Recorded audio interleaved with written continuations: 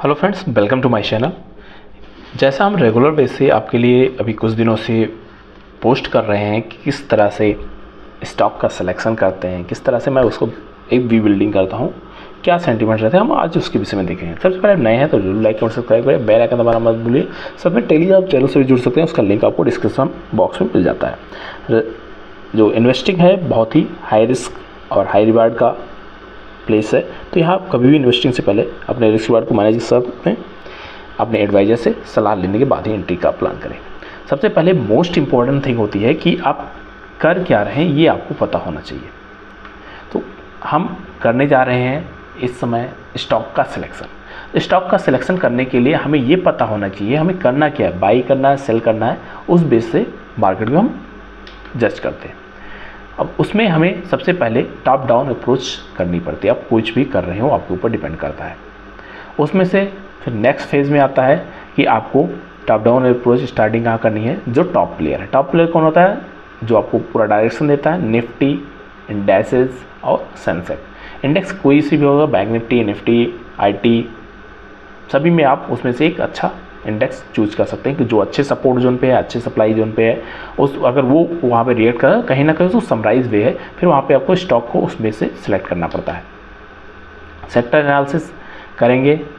Sector analysis करने के लिए सेक्टर वाइज इंडेक्सेस को देखेंगे। उसके बाद में टॉप परफॉर्मिंग स्टॉक हमने इंडेक्स चूज कर लिया। जैसे मैं आपको रेगुलर वे से एक ट्रेंड दिखाता हूँ, टाइप 5 टाइप 6 जो इंडेक्स हैं उनके परफॉर्मिंग है, कहाँ सपोर्ट है, कहाँ रेजिस्टेंस है, उस तरह से मैं आपके लिए शेयर करता हूँ।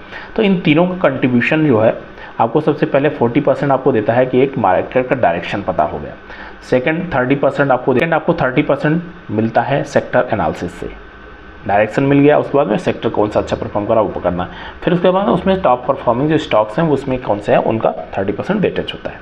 तो इस तरह से आपको यहाँ पे इन दोनों का बहुत ज़बरदस्त रोल होता है, जो है सेक्टर एनालिसिस और सेक्टर का परफॉर्मिंग क्या है।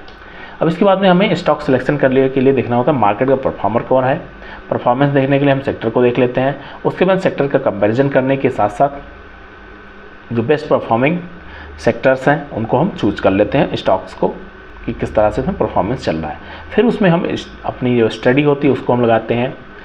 Top down approach, support resistance, EMA का यूज़ या फिर RSI का यूज़ या फिर जो भी आप यूज़ करते हैं वही यहाँ पे आपको करना पड़ता है। तो एक समराइज वे में आपको एक बाउल टाइप का निकल के आता है और फाइनल आउटपुट आपको यहाँ से लेना होता है। क्योंकि सबसे पहले आपको ये देखना होता है कि आपके पास स्टॉक का सिलेक्शन हो गया है, मार्केट परफॉर्मेंस क्या है, बाइंग साइड है या फिर सेलिंग साइड है, यहाँ से आपको ये पता चल जाएगा। अब बाइंग सेलिंग साइड में से सेक्टर कौन सा अच्छा परफॉर्म कर रहा था, यहाँ पे टॉप 1 या 2 सेक्टर्स या 3 सेक्टर आप चूज़ कर लेते हैं। अब टॉप 3 सेक्टर्स में से जो स्टॉक्स हैं कौन से अच्छे परफॉर्म कर रहे हैं उनको हमें चूज़ करना होता है। फिर उनमें से हमें फर्दर डिसाइड करना पड़ता है 2 से 3 स्टॉक के लिए कि क्या हमें मूव करने वाला है, हाई साइड या लोअर साइड। जैसे मैंने आपके लिए जो शेयर किया, आप अगर वीडियो देखे होंगे तो सभी स्टॉक्स ने अच्छा परफॉर्म किया है। आपको 4 से 5% का मूव विद इन वीक आपको दे दिया है। तो ऐसे कंडीशन के लिए आपको इन सब कंडीशन को फॉलो करना होता है। ये नॉलेज के लिए बहुत इंपॉर्टेंट होता है, इस वजह मैं आपको शेयर कर रहा हूँ। वीडियो को देखिए, लर्न करिए, तभी आप इसमें अर्निंग कर सकते हैं। नेक्स्ट अगर इसमें हम बात कर लेते हैं तो नेक्स्ट जो बनता हुआ नज़र आता है, अगर उसको आप देखोगे तो इम्पोर्टेंट जो कंडीशन बनी हुई है उसकी अगर बात कर लेते हैं तो टाइम फ्रेम जो इम्पोर्टेंट है वो है हमारा इंटरडे कर रहे हैं, स्विंग ट्रेड कर रहे हैं या फिर हम कुछ और वहाँ पे काम करने वाले हैं। तो इन सभी के बीच में हमें अपनी पोजीशन को देखना होता है। अगर इंटरडे कर रहे हैं, इंटरडे का मतलब होता है हम डेली ट्रेड करेंगे।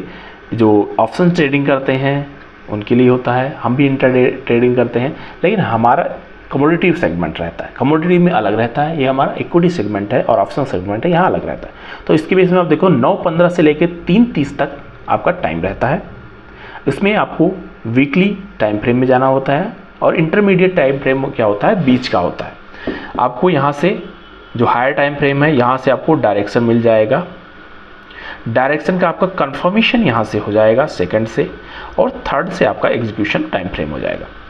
आपका जैसा मैं करता हूँ मंथली, वीकली, फिर डेली। इस सिमिलर तरीके से वीकली आपका चून हो जाए, किस तरह परफॉर्मेंस कर रहा है, कहाँ पे बाइंग साइड है, सेलिंग साइड है, टॉप पे है, बॉटम पे है, वहाँ से आपको ये क्लियर हो जाएगा। इंट्राडे कर रहे हैं तो आपको वीकली, डेली और एग्जीक्यूशन आपका टाइम रहता है 5 से 15 मिनट। ये अब मैं बात कर रहा हूँ आपको ऑप्शन या फिर स्टॉक की ट्रेडिंग के लिए जो आप इंट्राडे में करते हैं। ये कंडीशन जो है एग्जीक्यूशन की, ये आपको कमोडिटी में अप्लाई नहीं करनी है। हम सिर्फ यहाँ पे स्टॉक की बात कर रहे हैं। स्विंग ट्रेडिंग क्या होता है, 3 से 6 दिन का होता है। मंथली में हम देखते हैं, वीकली में देते हैं, और आवरली या फिर 4 आवरली या फिर डेली में हम इसको चूज करते हैं बेस्ट बेसिस, जहाँ हमारी पकड़ अच्छी हो हम यहाँ पे बाइंग का देखते हैं। डेली का हाई निकाला हम यहाँ पे बाई करने के लिए चले जाएंगे, लो निकाला हम यहाँ पे सेल करने के लिए चले जाएंगे प्रीवियस डे का, ये इंपॉर्टेंट रहता है। ऑप्शन ट्रेडिंग जो इंडेक्स की ट्रेडिंग करते हैं, जैसा मैंने आपके लिए बताया, सिमिलर तरीके से इंट्राडे वाले भी ऑप्शन को भी इंट्राडे में ही आता है। इसको इंडेक्स की ट्रेडिंग होती है। इंडेक्स एक समराइज होता है, जैसे निफ्टी, बैंक निफ्टी, आईटी, फिर निफ्टी, इस तरह के डिफरेंट इंडेक्सेस है, वहाँ पे ट्रेडिंग होती है। 1 से 7 दिन का होता है। मंडे, अब तो मंडे टू फ्राइडे डेली किसी ना किसी का एक्सपायरी रहता है, आप लोग देख सकते हैं। जैसे फिर निफ्टी का हो गया ट्यूसडे, बैंक निफ्टी का हो गया वेंसडे, थर्सडे का होता है निफ्टी फिफ्टी का। इस तरह से आपको सेंसेक्स का भी एक्सपायरी मिल जाता है। तो यहाँ हायर टाइम फ्रेम में सिमिलर तरीके से आपको टॉप निकालना होता है, कहाँ पे क्या सेंटीमेंट बन रहा है। इसमें आवरली या फिर डेली में आपको देखना पड़ता है। एग्जीक्यूशन टाइम इसमें थोड़ा छोटा रहता है। जो 1 मिनट में करते हैं वो स्कैल्पर्स होते हैं, 5 मिनट में भी स्कैल्पिंग करते हैं, एंट्री करेंगे, एग्जिट हो जाएंगे। 15 मिनट में आपको पोजीशन लेके इन तीनों में देखना पड़ता है। इसमें मैक्सिमम आपको एक घंटा या फिर उससे भी कम टाइम में आपको एंट्री करके अपना PNL देख के एग्जिट हो जाना पड़ता है। इसके विषय में आपको डिटेल चाहिए, आप कमेंट कर सकते हैं, मैं उसके विषय में आपके लिए लर्निंग वीडियो बता दूंगा। अब ये फ्यूचर एंड ऑप्शन करते हैं। मंथली एक्सपायरी होती है इसकी, मंथली बेस में देखते हैं, वीकली और डेली या 4 आवरली में हम इसकी एंट्री का प्लान करते हैं। लॉन्ग टर्म इन्वेस्टिंग ये बहुत ज़बरदस्त होता है। जैसा कि अभी सारी बुल रन चल रहा है, तो सभी सेक्टर अच्छे परफॉर्म करें। आप कोई भी स्टॉक लिए होंगे, सभी में अच्छा रिजल्ट देखने को मिला। यहाँ आपको क्वार्टरली या फिर हाफ ईयरली या फिर मोर देन 1 ईयर का आपको कंपेरिजन करना पड़ता है। उतना आपको ट्रेड के लिए पोजीशन बनानी पड़ती है कि आपको 6 महीने का करना है, साल भर का, मोर देन 1 ईयर का करते हैं तो उसको इन्वेस्टिंग लॉन्ग टर्म की अच्छी मानी जाती है। मंथली और वीकली में इसको हम कंपेयर करते हैं हायर टाइम फ्रेम में। वीकली में इंटरमीडिएट इसको कर लेते हैं कंफर्मेशन के लिए, और एग्जीक्यूशन हमेशा हम डेली में रखते हैं। तो एग्जीक्यूशन टाइम बहुत ही इंपॉर्टेंट होता है, उसके लिए आपको बेस्ट वे से रिजल्ट देखने होते हैं।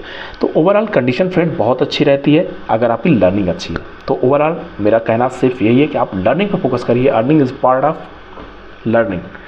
थैंक यू, मिलते हैं नेक्स्ट लर्निंग सीरीज के साथ। आपको पसंद आई जरूर कमेंट करिएगा। आप लोगों के जितने कमेंट्स एंड लाइक्स आएंगे उतना अच्छी मैं आपके लिए कंटेंट शेयर करता रहूँगा। Thank you.